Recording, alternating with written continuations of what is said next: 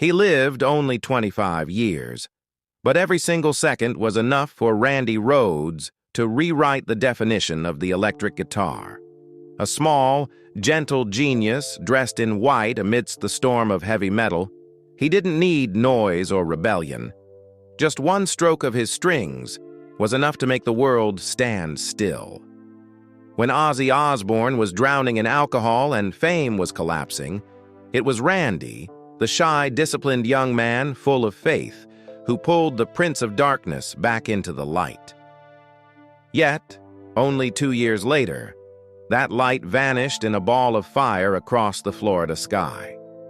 The press called it a plane crash, but 4 decades later, no one truly believes it was just an accident.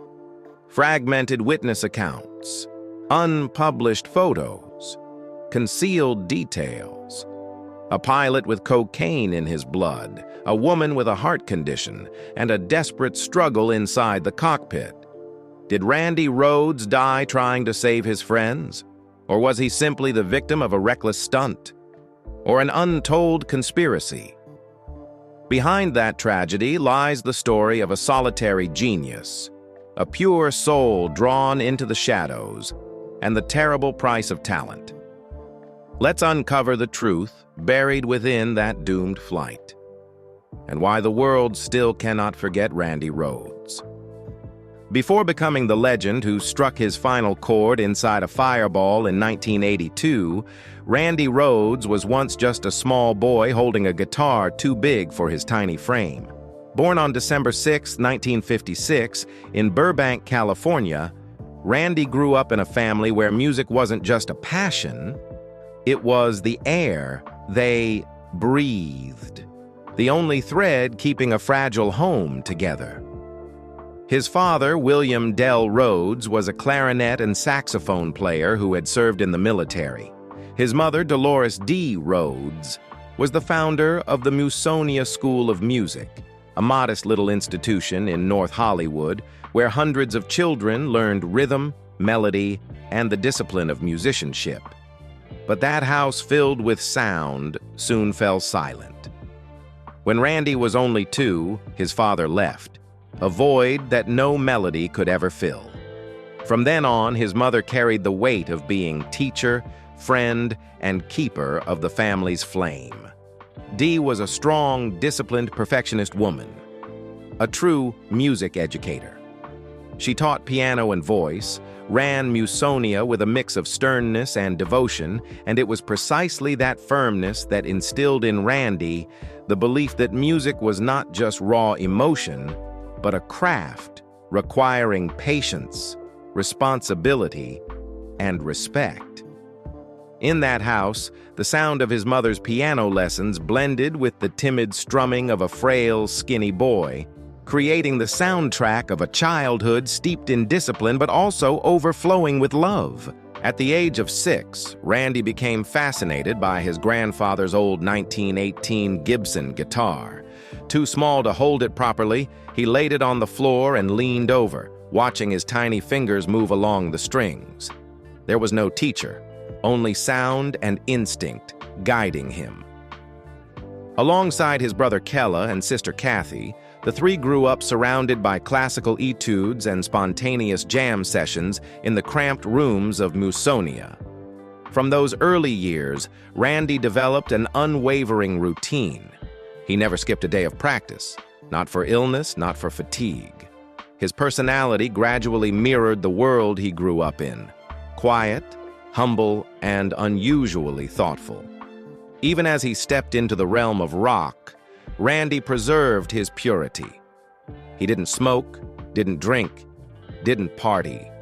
He always wore a silver cross around his neck, a silent reminder of faith and self-control amid a world drowning in loud guitars and stronger liquor. At 16, Randy began teaching guitar at Musonia, the same place that had once been his childhood playground. Former students later recalled a gentle, patient teacher who never raised his voice, who would sit beside them correcting each finger, placement, each picking motion until everything was right. He was loved not for fame, but for his dedication and humility, qualities rare in a young man stepping into the feverish world of rock. Yet beneath that calm exterior, another fire was burning. In 1971, when he accompanied a friend to see Alice Cooper perform, Randy was spellbound.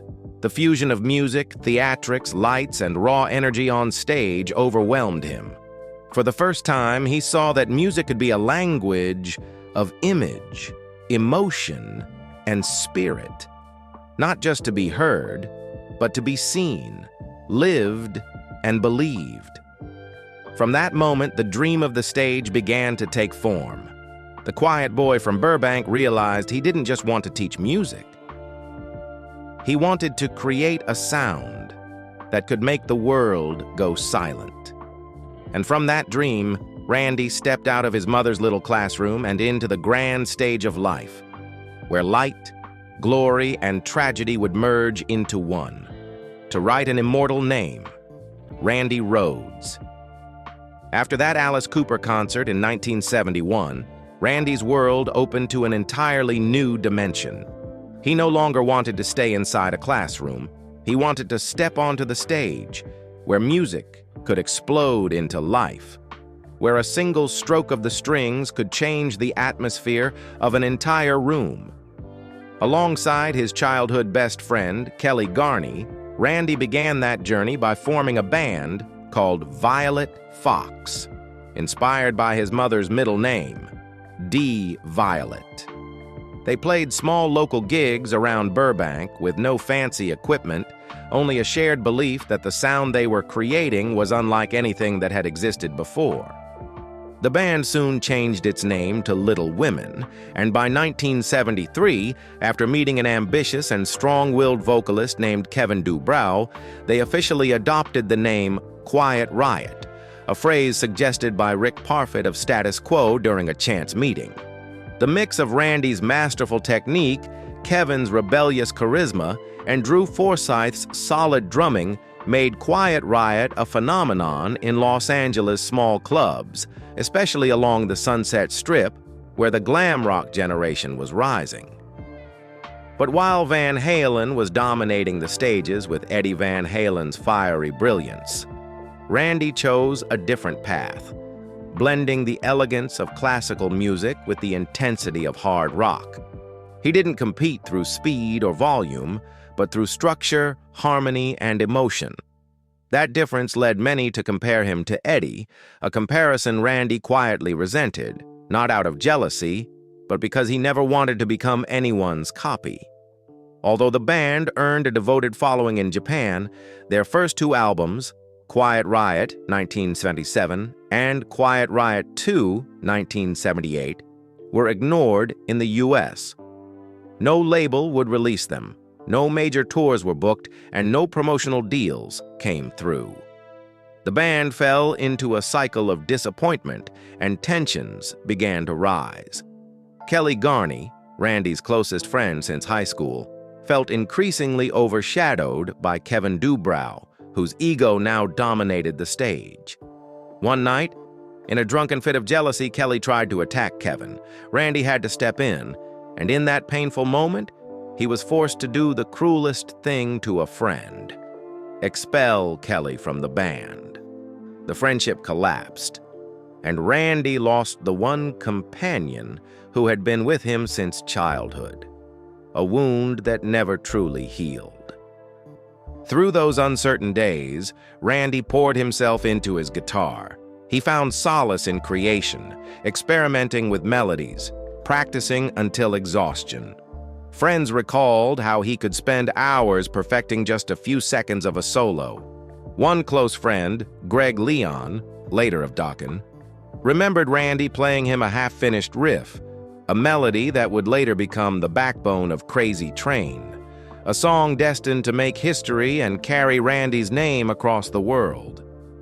But by the late 1970s, Quiet Riot's flame was fading. Randy was growing weary. He still lived with his mother in Burbank, teaching lessons at Musonia by day and performing at small clubs by night. While other bands were signing record deals, Quiet Riot remained stuck in the dim corners of Los Angeles nightlife. Between the repetitive gigs and a fading dream, Randy began to doubt himself, wondering if his music would ever reach beyond smoky bars. Then, one phone call changed everything. In late 1979, a fellow musician told him about a British guy looking for a guitarist for a new project, someone named Ozzy Osbourne, who had just been fired from Black Sabbath. Randy agreed to audition, not realizing that this encounter would forever alter his life and the course of heavy metal itself. At that moment, Randy was at his lowest, uncertain about his future. His friend, Dana Strum, told him about a weird Englishman recently kicked out of Black Sabbath seeking a guitarist for his solo venture, Ozzy Osbourne. Randy wasn't particularly interested. He wasn't a Sabbath fan and had little patience for Ozzy's wild reputation, but Strum insisted, and Randy finally agreed, more out of curiosity than expectation. The audition was bizarre. Ozzy, drunk after days of heavy drinking, could barely stand. But the moment Randy plugged in his amp and played a few notes, the room transformed. That sound, equal parts classical grace and raw fury, jolted Ozzy awake. Within a minute, he turned to Dana Strum and said, "He's the one." Just like that, Randy Rhoads was chosen, without even completing the audition. Once in England, Randy began working with Ozzy, bassist Bob Daisley, and drummer Lee Kerslake. At first, they saw themselves as a real band, Blizzard of Oz, built on collective creativity. But when their debut album was released in 1980, the label marketed it as a solo record by Ozzy Osbourne. Though overshadowed by the Prince of Darkness name, Randy became the soul of the project. He brought to heavy metal something it had never known before, a fusion of classical structure with the rebellious spirit of rock. Having grown up immersed in Bach and Paganini, Randy infused that influence into his playing. Blizzard of Oz sounded like a metallic symphony. It opened with the pulsating "I Don't Know," erupted into "Crazy Train," one of the most iconic guitar riffs of the 20th century, where Randy turned a simple chord progression into an anthem for a new generation. And with Mr. Crowley, listeners realized this was more than metal. It was art. Randy's guitar led audiences through emotion, drama, and a near-spiritual darkness. In 1981, they followed up with Diary of a Madman, an album both technically brilliant and deeply human. Flying High Again carried a sense of freedom, while the title track, Diary of a Madman, was dark, intricate, and symphonic, fully expressing Randy's classical soul. Together, those two albums redefined 1980s metal, brutal yet elegant, intellectual yet explosive, crafted more like a composer's work than a rock guitarist's jam. The world began to take notice. Randy was named Best New Talent by Guitar Player magazine and Best Guitarist by Sounds magazine in the UK. Critics called him the Mozart of heavy metal, not just for his virtuosity, but because he made the guitar sing, made it tell stories. Every solo wasn't about speed or showmanship. It was a confession, both painful and hauntingly beautiful. Yet, behind the fame, Randy grew restless. He still practiced for hours every day, even at his peak. His perfectionism meant he was never satisfied with his own playing. Amid the chaos of the rock world, alcohol, drugs, endless parties, Randy kept himself apart. He practiced in hotel rooms while others slept off their hangovers, composing melancholy melodies while Ozzy drowned in liquor. One side was the scream of fame. The other, the sigh of an artist's soul being pulled in opposite directions. At the height of his success, Randy began contemplating walking away from it all. He told his mother he wanted to go back to school, to study classical music and dedicate himself to teaching, like those peaceful days at Musonia. But fate had other plans. Only months later, On what seemed to be an ordinary morning in Florida, that fateful flight would turn the young genius into an eternal legend. Success came to Randy Rhoads like a storm, and it swept him into a whirlwind he was never prepared to face. Ozzy Osbourne's tours stretched endlessly, month after month, packed with relentless schedules and chaotic backstage scenes. Wherever the band stopped, there were always alcohol, drugs, and nights that blurred into dawn. While Ozzy sank deeper into addiction, Randy, who had never touched a drop, found himself living between two worlds: the music he loved and the collapse of the man he respected as a leader. He often had to calm Ozzy during drunken fits, help him back to the stage, or stop him from hurting himself. But over time, that devotion became a burden. Once, after Randy mentioned he was thinking of leaving the band, Ozzy, drunk and enraged, punched him in the face. The incident was smoothed over on the surface, but the bond between them was never the same again. The more successful they became, the more lost Randy felt. He loved music, but he could no longer find meaning in performing the same loud, soulless shows every night. When Ozzy and the record label decided to release a live album of Black Sabbath covers, Randy was furious. To him, it was a betrayal of creativity, an insult to artistry, as he confided to close friends. He didn't want to become someone else's shadow. While his bandmates reveled in fame, Randy longed for peace. He began planning to step away, to return to the world he truly belonged to: teaching and classical music. In 1981-1982, he quietly gathered materials, contacted UCLA about enrolling in a master's program in music, and dreamed of one day teaching, just like his mother.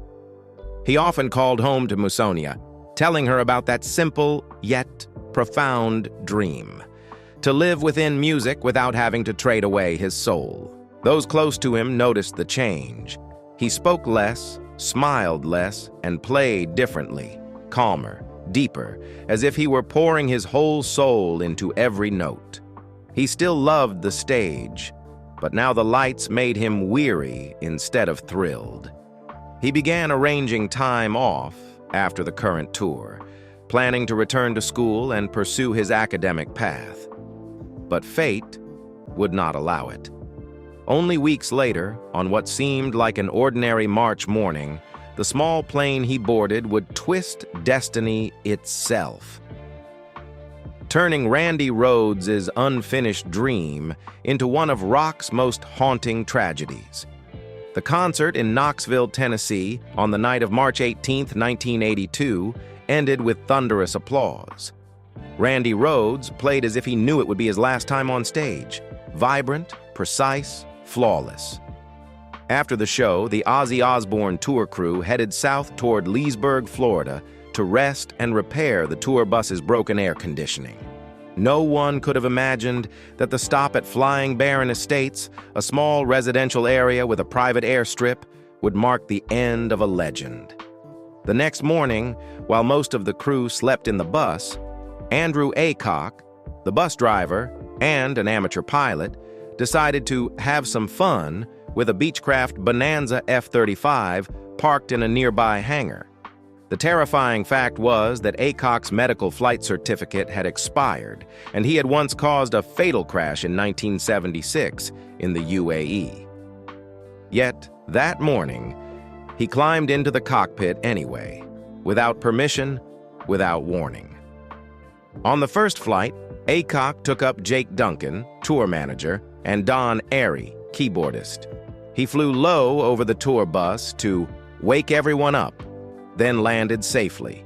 The thrill of danger excited him. On the second flight, he invited Randy Rhoads and Rachel Youngblood, the band's 58-year-old seamstress.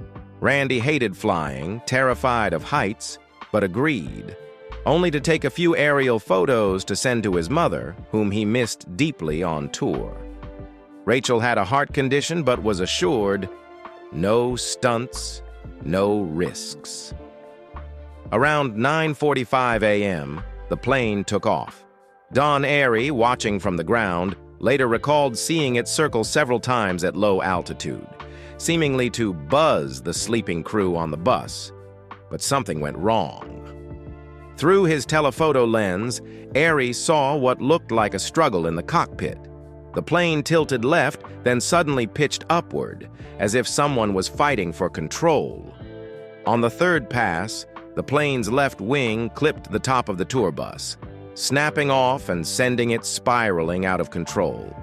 In seconds, the Beechcraft crashed into a tree, then slammed into a garage filled with fuel and equipment, exploding into a fireball. None of the three on board had any chance to react. Randy Rhoads, Rachel Youngblood, and Andrew Aycock were killed instantly. As black smoke filled the sky, the rest of the crew had no idea what had just happened. Rudy Sarzo, Ozzy's bassist, had nearly taken that same flight. Randy had invited him, but he declined out of exhaustion. That small decision saved his life, but left him with lifelong survivor's guilt, the haunting weight of having lived when others did not. Many believe that in his final moments, Randy tried to steer the crashing plane away from the bus, where his sleeping friends lay inside. It may have cost him his life, but it also meant he left this world the same way he had lived, quietly, bravely, and full of kindness. The smoke cleared, the flames died, but the rock world never truly recovered. From that moment, it became clear that Randy's death was more than an accident. It was the tragedy of a genius whose life was cut off in the middle of a song that was never meant to end. When the last flames were finally extinguished and the smoke began to clear, the air still reeked of burning fuel and ash. The scene was devastating. The charred wreckage of the plane scattered across the grounds of flying Barron Estates, the tour bus roof torn open, and the garage, where the fire had raged the fiercest, reduced to smoldering ruins. No one could believe that within those ashes lay the body of Randy Rhoads, just 25 years old. The same young man who, only the night before, had brought an entire arena to its feet in thunderous applause. News of his death spread at lightning speed, faster than any music bulletin of the time could print. The rock world was shaken to its core, unable to comprehend how a talent at his peak could vanish in mere seconds. The press erupted with speculation, but the official report from the National Transportation Safety Board, NTSB, was chillingly brief. Pilot error during a reckless joy ride. A cold statement, a bureaucratic stamp closing the file on one of the most senseless deaths in rock history. But for those who were there, for those who had lived and played beside Randy, that explanation was unbearable. The question lingered. Why him? The deeper investigators looked, the less the pieces seemed to fit. Andrew Aycock, the pilot, was found to have cocaine in his bloodstream, and his medical flight certificate had long expired. The Beechcraft Bonanza F-35 he flew that morning had been taken without permission. Neither the tour crew nor the property owner had authorized the flight. Even worse, records revealed that Aycock had previously caused a fatal crash in 1976 in the UAE, killing one passenger. Yet somehow he was still allowed to fly. The question was impossible to ignore. How could a man like that be trusted with other people's lives? Those on tour, especially Bob Daisley, refused to accept the reckless joyride theory. He believed something else had gone wrong. According to Daisley's hypothesis, Rachel Youngblood, the 58-year-old seamstress with a known heart condition, may have suffered a heart attack mid-flight. Her body could have slumped forward onto the control pedals. Because the plane had dual controls, that accidental pressure might have forced the aircraft into a sudden dive, leaving Aycock with no time to recover. If true, the crash was a tragic chain of coincidences, a moment when a single faltered heartbeat changed everything. Yet another theory made the story even darker. Several witnesses claimed that Aycock's ex-wife had been present near the tour bus that morning.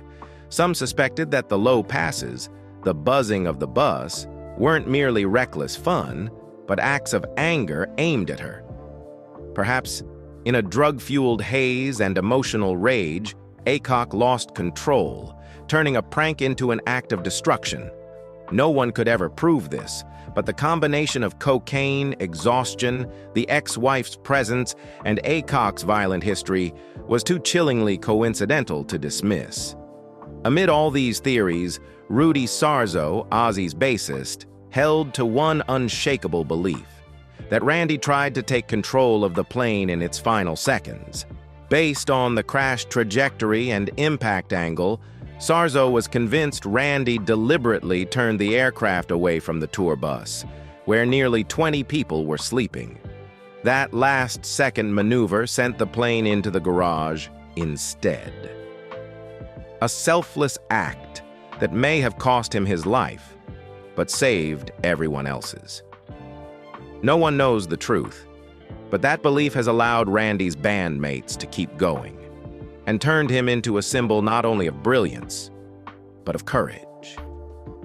No evidence has ever confirmed what truly happened inside that cockpit near 10 a.m. on that March morning. But one thing remains beyond doubt. Randy Rhoads did not deserve to die there. A man who never drank, never destroyed, lived with discipline, and feared heights, killed by someone else's recklessness. His death was not only Ozzy Osbourne's loss, but a wound to all of rock music. The moment when a natural-born genius was silenced, just as his life's symphony had barely begun. And even now, more than 4 decades later, Randy Rhoads' death has no final answer. Among the theories, reports, and fragmented testimonies, only one feeling remains: a heavy truth. Perhaps the world was never safe enough to hold a soul as pure as his in the blazing inferno of rock and roll. In the days following the funeral, as the media still swarmed around the crash site, people began to realize a heartbreaking truth. Randy Rhoads had never really had the chance to live as an adult. He died at 25. No wife, no children, no scandals, no fortune. His life was astonishingly simple, especially when compared to his rock peers, whose names were synonymous with parties, alcohol, and sleepless nights. In that world, Randy seemed like a misplaced soul, an artist who lived only for music and believed solely in discipline. He had a quiet, deep relationship with Jody Raskin, his girlfriend from his early quiet Riot days. They never flaunted their love, never appeared in magazines, and rarely spoke of each other publicly. Their lives together were understated: long rehearsal sessions, short trips, and nights where Randy wrote music while Jody silently read beside him. To Randy, love was never for show. It was a refuge of calm in a world too loud. But the most influential woman in his life was not a lover, but his mother, Dolores D. Rhoads. After his father left, she was the one who taught him that music was not just joy, but also duty, patience, and honesty with oneself. Their bond was almost spiritual. Every time he went on tour, Randy called home, asking about her students at Musonia, describing new cities, confessing how much he missed home, and always promising that one day he would return to teach again. His room in Los Angeles remained untouched. The guitar resting beside the bed, sheets of unfinished music on the stand, as if he had only stepped out for a short performance. Even while surrounded by one of the most indulgent environments in the world, Randy refused to smoke, drink, or touch drugs. He ate carefully, maintained strict routines, and spent his free time reading philosophy, studying classical music, and collecting model trains. A hobby he once described as the only way to keep my mind clear after those insane nights on tour. He could play Vivaldi, Bach, and Paganini on the electric guitar as if they had been born for heavy metal.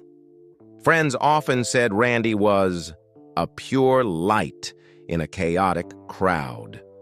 While Ozzy staggered under the weight of addiction, Randy moved quietly through backstage areas, a small silver cross around his neck, gentle eyes that always seemed distant. He lived like a man trying to protect something sacred, a light within himself that the outside world could never fully understand. And perhaps that's why, when he was gone, the loss felt deeper than words. Because the world didn't just lose a guitar genius, it lost one of the rarest things rock and roll ever had, a pure and uncorrupted soul in its wildest, most reckless era. More than 40 years after the Florida sky swallowed 3 lives, Randy Rhoads' name is still spoken as one of the briefest yet brightest chapters in the history of heavy metal. He recorded only 2 albums, Blizzard of Oz, 1980, and Diary of a Madman, 1981.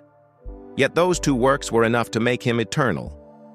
In an era when most guitarists were obsessed with speed and showmanship, Randy brought something different, a language of emotion, written with precision, restraint, and an unshakable honesty toward music itself. His sound wasn't just about riffs or solos, it was storytelling. Every guitar passage in Mr. Crowley, Revelation, Mother Earth, or Diary of a Madman unfolds like a miniature symphony. An introduction, development, climax, and resolution. Randy fused the refined structure of classical music, especially the Baroque influence of Bach, with the raw rebellion of hard rock, creating a sound both scholarly and savage. The notes he left behind became a vocabulary for generations of guitarists to come, from Yngwie Malmsteen, Paul Gilbert, and Steve Vai to Zakk Wylde. All of them cite Randy as a foundational inspiration. After his death, Jackson Guitars released the Randy Rhoads 5, a model he had helped design but never lived to play in its finished form. It went on to become one of the most iconic electric guitars in history, now displayed in the Rock and Roll Hall of Fame Museum as a relic of a defining era. In 2006, Randy was inducted into the Hall of Heavy Metal History, and in 2021, he entered the Rock and Roll Hall of Fame under the Musical Excellence Award, cementing an influence that transcended genre. At the Musonia School of Music, the room where Randy once taught remains preserved. His half-finished sheet music still on the desk, his smiling photo on the wall. Former students, friends, and fans who never met him still visit, as if making a pilgrimage to a sacred space. His mother, Dee Rhoads, continued teaching until her death in 2015, always believing that Randy's music will never die. What truly set Randy Rhoads apart wasn't his technique or fame. It was the purity of his spirit. He never fell, never surrendered to excess. In a world where so many legends destroyed themselves, Randy chose silence, humility, and devotion. He played with his heart and left this world while the music was still alive. And perhaps that is why he remains one of the most unfading icons of rock and roll. Not because he lived long, but because he lived completely. Every time the opening riff of Crazy Train rings out, people don't just hear a song.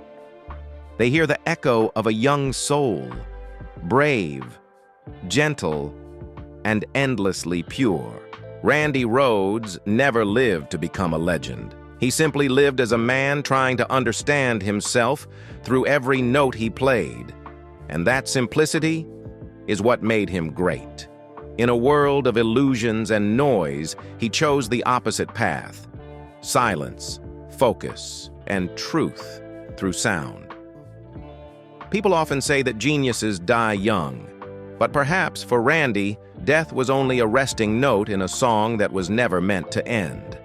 As long as Crazy Train plays in a rehearsal room somewhere, or a white Jackson V gleams under stage lights, Randy still lives, in the heartbeat of everyone who has ever found themselves through that sound. Have you ever felt like Randy, moving against the current, trying to keep your purity in a noisy world? Share your thoughts about Randy Rhoads in the comments below. And if this story moved you, don't forget to like and subscribe to our channel to continue exploring the journeys of immortal souls in the world of rock and roll.